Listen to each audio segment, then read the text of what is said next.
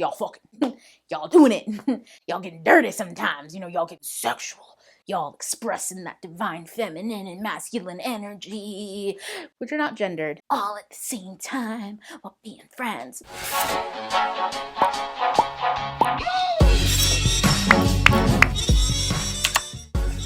Hey y'all, it's Francine Simone, your conscious consumer of dumb bitch shit. In today's episode of Earth is So Trailer Park, I bring to you the question of why do we date? So y'all, I've been watching an awful lot of reality TV lately. Okay, when I say that, it almost sounds like I don't normally. I always watch reality TV. I love that shit. But lately I've been seeing an influx on different platforms of dating shows. HBO Max just recently came out with F-Boy Island. Netflix is consistently inundating us with stuff that we don't need, such as Sexy Beast. What a flop. Boring, dry, cannot. They have Love is Blind, but Love is Blind After the Altar just came out recently, which I just watched the first episode. I was just to see what happens because there's drama. But also, Are You the One? I know MTV came out with that one a long time ago, but they've been consistently making new seasons, and I just watched the first few seasons of that. And then Married at First Sight is something that's always there. 90 Day Fiance, which doesn't really fit into this category specifically, but I do watch that. There's just so many different reality TV shows that I watch and that are centered around dating or finding someone who is, you know, the perfect match or love for love, etc., etc. But I have questions. Why the fuck do we date? And I'm asking this in a real way because watching these dating shows, obviously nobody expects reality TV to be deeper than a shoebox, even when it tries to be, like 90 Day Fiance, pretending like these professionals have any type of qualifications for deciding what types of people should be paired together and how perfect matches even come together, because they've yet to even explore the fact that the people who are coming out for this are looking to fill a box and check off a box in their own life to fulfill them when only they can fulfill themselves. So already, say it again. They're looking to fulfill themselves outside of themselves. And so therefore already you failing. You failed. If anything, 90 Day Fiance is a better me trying to say this out loud, gag, is a better representation of people in love just because these people aren't trying to find their perfect match. They're trying to get married to someone they already believe is their perfect match and who they want to be together with. And so the show is just following them and their debacles around, right? And so it begs the question, what is the point of dating if all of these dating shows are failing before they even start? Is it the dating aspect in general that people are failing at? Because what are you dating for? Now, Married at First Sight obviously has an end goal. It's to get married. Literally, you show up, you meet the person at the altar, y'all are married, and then you try to work it out and work out a relationship afterwards. So that's its only saving grace, is these people do want to be married. Even if their reasons are vapid, such as, I just want someone to come home to at night. Bitch, get a dog. Why would you subject a person to you who can't even stand to be alone by yourself at night simply because you're lonely? If you don't like you when you're lonely, or you're not fully satisfied in your own loneliness, don't subject somebody else to that. And that's not to say that we can't enjoy other people or that we should stay single. By all means, I am not arguing that. I stay booed up. I love romance. I am in love with love itself. Sometimes, because I'm an empath, I have to ask myself, am I even in love with that person, or am I in love with the fact that they love me and I just feel so good about how much they love me? And this makes me so self-centered, but god damn, it feels good. I am the last bitch to be talking about stay single, don't be lonely, etc., etc., etc. But we're here to expand our minds, right? We're here to grow. We're here to look honestly at ourselves, even when it hurts. And this question is one that even is sensitive for me, which is, why do we date? If you're not dating to get married, then what is the point of dating? Because a lot of us say we're not ready to get married. Then why are you fucking with other people?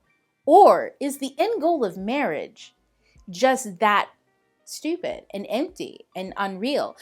Did we equate fulfillment and marriage when those two should not be together. Because marriage is really, I mean, like, marriage in itself is just a business arrangement. There are many things that people can benefit from marriage, but love is not one of them. I mean, you can benefit turning a single income into two. You can benefit from benefits themselves, health benefits in America. I mean, I'm talking about from a Western perspective here. Y'all, don't come at me if you're from a different country. I talk about like blackness for the most part because I is black. I also talk about whiteness because I'm a black person who was trapped into whiteness. So like, you know, like I've experienced that culture as well very deeply, especially since they tried to make me assimilate, you know what I'm saying? So I get to talk on it and check it, boo.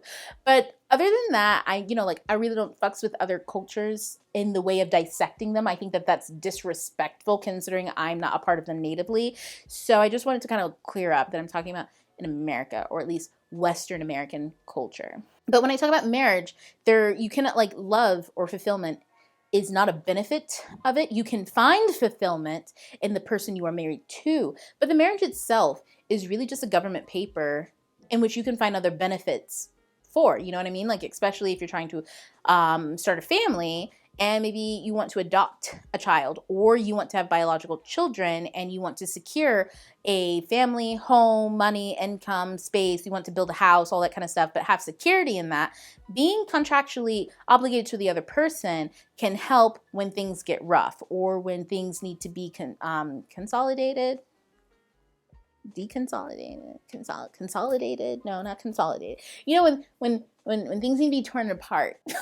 Wow, my brain, it just went zoop. So I'm asking myself, and honestly y'all as well, leave all your juicy thoughts down below. Is the idea of dating and marriage, have we conflated these things? Have we ended up cursing ourselves in this dating world? We've been inundated with a lot of religious scripture that tells people that they must form nuclear homes. I should say religious and capitalist scripture, that people must form nuclear homes. They must form a unit that can therefore work towards the economy, et cetera, et cetera. And have we been inundated with that so much so that we think fulfillment and love and intimate relationships equates some type of marriage, and that you date to find intimate partners, and that if you find intimacy with a person, then you must marry them. Otherwise, you're just, leaving it to the wind that they can leave you and then you'll be unhappy again. I'm starting to question this a lot because watching these dating shows, funny enough, this vapid bullshit really does pose that question. Why do people date? If you're not ready to get married, then why are you dating? Because chances are, if you're not ready to get married, you are already consenting that this relationship or this dating or this thing that I'm doing may not last more than 3 to 6 months to a few years. Or let's say if you're dating and you're young, in your 20s, are you looking to get married? Are you looking to have multiple experiences with different people? And if so, why is it that we find it so difficult to be upfront and honest and be like, look, this may be a 3-6 month thing. I don't know beyond that, but I can still give myself fully to this 3 to 6 month thing like I would to something that I view would be long term. Or for instance, look, you and I vibe heavily. I can give myself, by myself, I just mean my time, my energy, my intimacy, my vulnerability. I can give that to you fully, even knowing that sometimes we will be extremely romantically intimate. Other times we just may be platonically intimate. And we can spend a whole lifetime together going in and out of each other's lives, just witnessing each other from the sidelines, sometimes dancing in the middle. You know what I mean? And having a fun, merry time. But that does not mean that we have to be tied down to each other or put a label on things. I've recognized how that kind of setup has been so demonized in media, people considering non-committal. What does commitment mean? Doesn't it take two people to be committed to a very specific project for there to be commitment? How can you ask someone to commit their life to your life? It's your life. The only commitment you should ever make when it comes to lifelong partnerships is to yourself, not to other people. I think we can be committed to a journey with a person, but why does that journey that we're committed to also hold how we see ourselves or how we value ourselves? Oh, if this person doesn't want to marry me, then I am unvaluable. What? Or if this person that I have these in and out relationships with, I can only have one. What? Why can't your intimate friendships also sometimes be romantic? Why can't they be romantic and in multiple ways at multiple times with multiple people? And that doesn't mean having an orgy. It just means just like you got multiple friends and you hang out with them for different reasons, why can't you have those same types of relationships, but they're intimate for different reasons? Now, granted, I do understand that oftentimes biology can play into a part. For instance, contacting STDs, like, if you don't know who your baby was having sex with and stuff like that, like, it can be damaging to the internal biological system within your body, right? So, like, obviously, safety first. Also, I understand how if you want to have children or you end up having children, or if you don't want to have kids, how that's, an extra heavy load that you kind of have to take into consideration when you introduce having multiple partners. I guess what I'm getting at as well is, why is it that we hold friendship and people that we're dating in two separate categories? Or just even an intimate friendship is different than an intimate love relationship. Like, it seems to me that we're separating things out, and it causes more unrest and constant miscommunication between the people's dating at the time. Because again, if you're dating somebody, what are you dating for? Are you dating to possibly get married to that person, or are we dating because you want to have fulfilling intimate relationships where you can also be sexually intimate with another person? But because you're also not in a space where you want to have children, get married, live a house, combine incomes, combine family homes, you're just kind of wallowing in this weird period where sometimes that person may need to detach to grow, and sometimes you need to detach to grow, but you're refusing to do those things because you don't want to be lonely, or because you don't want to miss out on an intimate relationship. And because in today's conversation and language, if you take space, that means you're taking space from intimacy, and that person is free to go and leave and never possibly come back. And now you've lost out on possibly a great relationship with a person because you needed the space to grow because you weren't married, you weren't ready to get married. Like, you see how convoluted and crazy that sounds? It seems really wild, and like it's consistently putting people in mental health spaces that they shouldn't have to be in, simply because we've really twisted and misconstrued what dating is, and are actually, we never stopped to say, why are we doing this? Why do we put value in a system meant to select marriage partners when not all people are actually meant to be married? Not all people are meant to have long-term relationships. Some people are meant to have long-term relationships, and multiple of them, with friends they are intimate with and sometimes romantic with. Why don't we put more value on friendships, and friendships that are sometimes romantic and sometimes not romantic? Or long-term friendships, which if you ask people who are married for a very long time and who are happily still married for a very long time, they often say it's because we're friends. Nobody ever stopped to be like, well, damn, maybe I should just have a lot of fucking friends, because they seem really fucking happy and I can just have a lot of friends. And if I find a friend that I'm compatible with and we actually like to coexist and cohabitate in the same space, we can be like main romantic partners. And possibly, if both of us are healthy emotionally, mentally, and physically, we can get around to the idea where just because we're romantic friends and partners doesn't mean that I'm not allowed to have another romantic friend, or another really intense, intimate friend that maybe I'm not romantic with. And by romantic, I just mean y'all having sex. Y'all fucking. Y'all doing it. Y'all getting dirty sometimes. Y'all getting sexual. Y'all expressing that divine feminine and masculine energy, which are not gendered, all at the same time while being friends. That's what I mean. And intimacy, you can have that with anybody. There are many different types of relationships that you can have that are intimate, which brings me to another point. I think it's just very telling that we have yet to stop and ask ourselves, what is dating culture actually doing to us as people? I mean, look, when you look at straight cisgendered couplings, where you have man and woman, I don't care what culture it is, I see it all the time on Twitter. None of these people know how to talk to each other.